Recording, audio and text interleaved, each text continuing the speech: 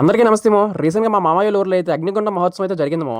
ఈ ఊరి పేరు అయితే గ్రద్దగుంట మో. నాయుడుపేట నుంచి వెంకటగిరి వెళ్లే రోడ్ల మధ్యలో అయితే ఉంటది. అలాగే ఈసారి అగ్నిగుండ మహోత్సవం అయితే చాలా ఘనంగా అయితే చేస్తున్నారు మో. ఎందుకంటే ఇది 50వ సారి చేస్తున్నారు మా ఈ ఊర్లో అయితే. ఈ మహోత్సవాన్ని జరిపేదానికి దాదాపు 4 లక్షల నుంచి 5 లక్షల వరకు అయితే ఖర్చు అయితే అవుతుందంట మో ప్రతి సంవత్సరం. అండ్ అలాగే చాలా మంది దాతలు ముందుకు వచ్చి ఈ మహోత్సవాన్ని ఘనంగా జరపాలని చందా కూడా ఇస్తారు మో. ఇంతకీ అగ్నిగుండ మహోత్సవంలో కొలిచే దేవుడు ఎవరు అనుకుంటున్నారు? శ్రీ శ్రీ శ్రీ పాండురంగ స్వామివారము.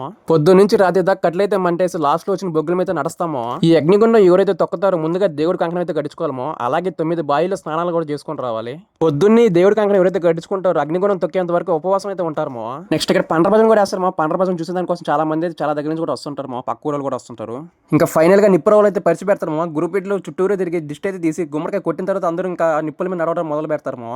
ఆ రోజు అగ్నిగుండం తొక్కేసరికి రాత్రి 11:30 పైన అయిపోయింది మావా. ఇంకా అందరూ మనసులో పాండురంగ స్వామి తలుచుకుంటా నిప్పుల మీద నడుచుకుంటే వచ్చేస్తారు మావా. నేను ఆ పాండురంగ స్వామి తలుచుకుంటా నిప్పుల మీద నడుచుకుంటూ వచ్చేసాను. అసలు ఎందుకు నడుస్తాను నిప్పుల మీద అంటే ఆయన మీద ఉన్న భక్తి, అలాగే ఆయన మీద ఉన్న నమ్మకం మావా.